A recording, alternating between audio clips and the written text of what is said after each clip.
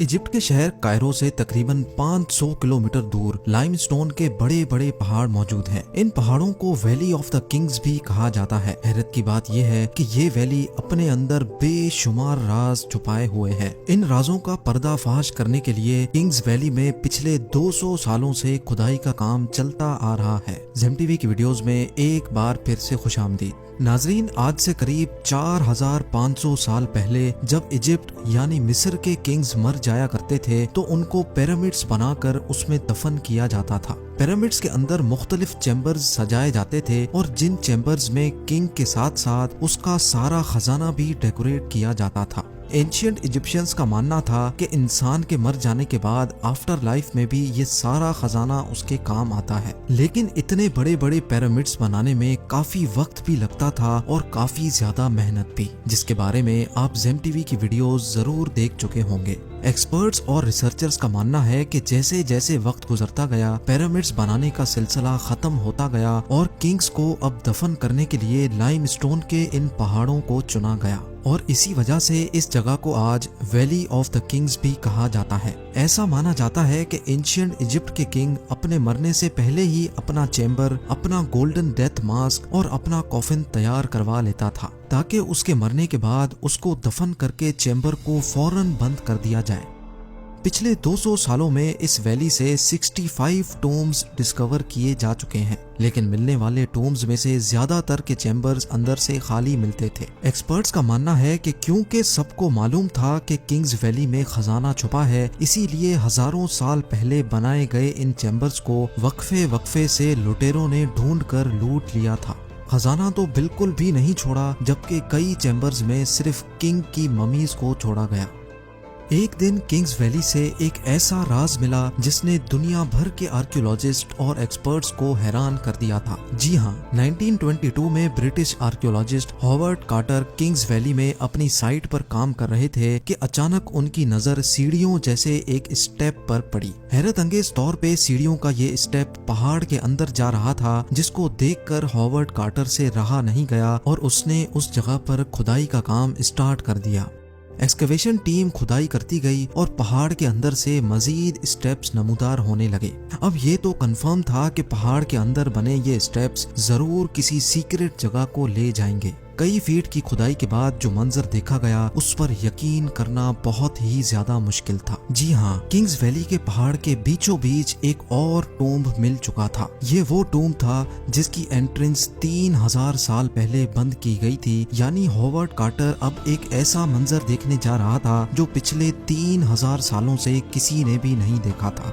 Entrance के सामने रखे पत्थरों को हटाकर जब हॉवर्ड कार्टर अंदर गया तो देखा कि पूरा चैम्बर हजारों किस्म के खजानों से भरा हुआ है। ये एक ऐसा मंजर था जो आज से पहले कभी भी नहीं देखा गया था। इस चैम्बर में पड़ी तमाम चीजें सोने से बनी हुई थी, जिसमें ज्वेलरी, स्टैचूज, चैरियट, बोट और लिनन से बने कपड़े भी शामिल थे। टूम्ब के अंदर एक और चैम्बर भी मौजूद था जहां पर गोल्ड कॉफिन में एक ममी भी मौजूद थी, जिसको बहुत अच्छी तरह प्रिजर्व किया हुआ था। बाकी तमाम खजाने को तो छोड़ें, सिर्फ ममी का कॉफन कवर ही 90 केजी प्योर गोल्ड से बना हुआ था। साथ साथ इस बरियल चैम्बर की दीवारों पर जो पेंटिंग मौजूद थी उसके कलर्स अभी तक काफी ज्यादा ब्राइट थे। हॉवर्ड कार्टर की इस डिस्कवरी ने पूरी दुनिया के आर्कियोलॉजिस्ट्स को हैरान कर दिया था, क्योंकि किंग्स वैली में मिलने वाला ये पहला टूम्ब था जो लुटेरों की पहुंच से दूर था। ये टूम्ब तो अपनी असली हालत में मिल चुका था, लेकिन अब रिसर्चर्स और आर्कियोलॉजिस्ट के लिए ये नए सवालात भी लेकर आया था। रिसर्चर्स को ये बात समझ नहीं आ रही थी कि टूम्ब के अंदर पड़ी ममी कौन से किंग की है, बरियल चैम्बर के अंदर बनी पेंटिंग्स किस चीज का इशारा दे रही है, और किंग्स वैली में बने दूसरे टूम्ब्स को लूट लिया गया था तो आखिर ये टूम्ब लुटेरों से कैसे बच गया था। ये वो सवालात थे जिनका जानना रिसर्चर्स और आर्कियोलॉजिस्ट के लिए बहुत ज्यादा जरूरी था। लिहाजा जब टूम्ब के अंदर पड़ी ममी का डीएनए टेस्ट किया गया तो जो मालूम पड़ा उसने सबको हैरान कर दिया। जी हाँ, ममी के डीएनए टेस्ट से मालूम पड़ा कि ये बॉडी एक 18 साल के किंग की थी। जब मम्मी के डीएनए को किंग्स वैली से मिलने वाली दूसरी मम्मीज के डीएनए से मैच किया गया तो मालूम पड़ा कि इसके बाप की मम्मी टूम्ब नंबर 55 जबकि इसकी माँ की मम्मी टूम्ब नंबर 35 से मिली थी। इस किंग का नाम टूटन खामून था और अपने बाप के गुजर जाने के बाद जब ये किंग बना तब ये सिर्फ 8 सालों का था, यानी अपनी बादशाहत के सिर्फ 10 सालों के बाद 18 साल की एज में ये भी मर गया था। अब ये तो मालूम पड़ चुका था कि ये मम्मी आखिर थी किसकी, लेकिन इस डिस्कवरी से रिलेटेड दूसरे सवालात का जवाब जानने के लिए उस दौर में इतनी टेक्नोलॉजी नहीं थी। आखिरकार 1939 में 18th डायनेस्टी के किंग टूटन खामून के टूम्ब को तलाश करने वाले होवर्ड कार्टर भी इस दुनिया से चल बसे। उनके गुजर जाने के बाद टूम्ब पर रिसर्च का काम भी रुक गया, लेकिन कई सालों के बाद जब टेक्नोलॉजी का बूम आया तो टूटन खामून के टूम्ब की मिस्ट्री को सॉल्व करने के लिए एक बार फिर से रिसर्च का काम शुरू हो गया।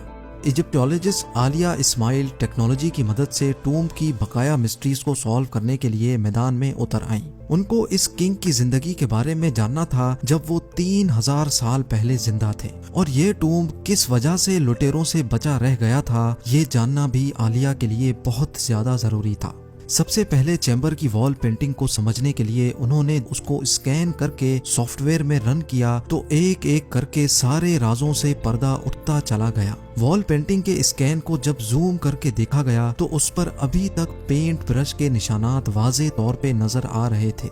आलिया का कहना था कि ये निशानात उस वक्त जाहिर होते हैं जब गीले प्लास्टर पर पेंट ब्रश चलाया जाए, क्योंकि ये चैम्बर 26 फीट पहाड़ के अंदर बना हुआ है और यहाँ हवा की क्रॉसिंग का भी कोई जरिया मौजूद नहीं है। इसी वजह से ये समझा जा रहा है कि जब ये पेंटिंग की गई थी उस वक्त दीवार पर लगाया जाने वाला प्लास्टर गीला था। शायद उनके पास वक्त बहुत कम था, तभी गीले प्लास्टर पर ही पेंटिंग का काम शुरू कर दिया था।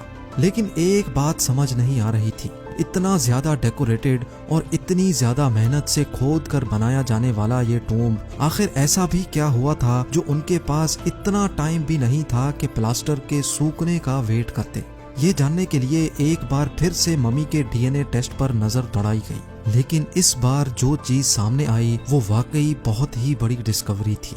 लेटेस्ट डीएनए रिपोर्ट से मालूम पड़ा कि जिस वक्त किंग टूटन खामून मरा था उस वक्त वो था तो सिर्फ 18 साल का, लेकिन वो एक ही वक्त में कई बीमारियों से गुजर रहा था। उसका लेफ्ट पांव काम नहीं करता था, उसकी बैक बोन भी टेढ़ी थी और उसको कई बार मलेरिया का अटैक भी हो चुका था। डॉक्टर्स का मानना है कि शायद उसकी मौत भी अचानक मलेरिया की वजह से ही हुई थी, और शायद इसी वजह से टूम्ब बनाने वालों के पास टाइम कम था क्योंकि उनके किंग की अचानक मौत हुई थी। लेटेस्ट डीएनए रिपोर्ट से ये भी मालूम पड़ा कि किंग का बाप और उसकी माँ दोनों आपस में सगे बहन भाई थे। लेटेस्ट मेडिकल साइंस के मुताबिक जब सेम ब्लड रिलेशन वाले आपस में शादी करते हैं तो उनके बच्चों में पैदाइशी बीमारियां पड़ने का चांस भी बहुत ज्यादा बढ़ जाता है। टूटन खामून का टूम्ब किंग्स वैली में मौजूद दूसरे टूम्ब्स की तरह लुटेरों के हाथ क्यों नहीं लगा था? जब 1922 में हॉवर्ड कार्टर ने ये टूम्ब तलाश किया था तब टूम्ब की एंट्रेंस पर बहुत सारे पत्थर पड़े थे। पत्थरों का ये मलबा यहाँ से मिलने वाले दूसरे टूम्ब्स की एंट्रेंस पर मौजूद नहीं था। इसी वजह से शायद लुटेरों को ये टूम्ब नजर नहीं आया। लेकिन अगर ये पत्थर दूसरे टूम्ब्स की एंट्रेंस पर नहीं थे तो ये टूटन खामून की टूम्ब पर आए कैसे? ये जानने के लिए जरूरी था कि इस जगह को ड्रोन की मदद से एनालाइज किया जाए। आलिया इस्माइल और उनकी टीम ने जब ड्रोन फुटेज देखी तो उनको पहाड़ पर पानी के गुजरने की जगह नजर आई। ऐसा मालूम होता था कि इस जगह से किसी दौर में पानी गुजरा करता था। एक्सपर्ट्स का कहना है कि अर्थक्वेक्स की वजह से पहाड़ों से गिरने वाले पत्थर यहाँ से गुजरने वाले पानी के प्रेशर से बहकर टूम्ब की एंट्रेंस पर जमा हो गए थे और इसी वजह से टूटन खामून के टूम्ब की एंट्रेंस पूरी तरह से ब्लॉक हो चुकी थी।